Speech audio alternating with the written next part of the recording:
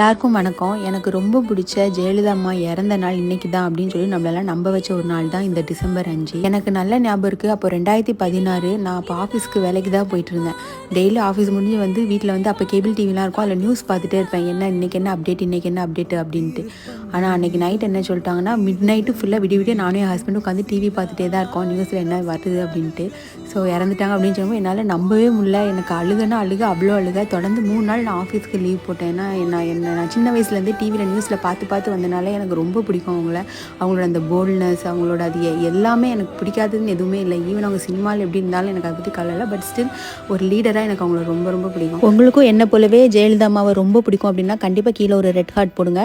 அப்புறம் நீங்கள் ஸ்கூலுக்கு இந்த பிள்ளைங்களுக்கு என்ன கொடுத்துருக்கேன் அப்படின்னா கொஞ்சம் மிக்ஸ் வெஜிடபிள், அப்புறம் நட்ஸு, பாயில்டு எக் இதெல்லாம் தான் கொண்டு போயிருக்காங்க. என்கிட்ட நிறைய பேர் கேட்குற கேள்வி என்ன தெரியுமா, டெய்லி காலையிலே குளிச்சிருவீங்களா, அதுவும் தலைக்கு குளிப்பீங்களா அப்படிங்கிறது தான். ஆமாம், நான் தினம் காலையிலே குளிச்சிருவேன், அதுவும் தலைக்கு தான் குளிப்பேன். அப்போ தான் எனக்கு டே ஃபுல்லாக ஃப்ரெஷ்ஷாக இருக்கும்.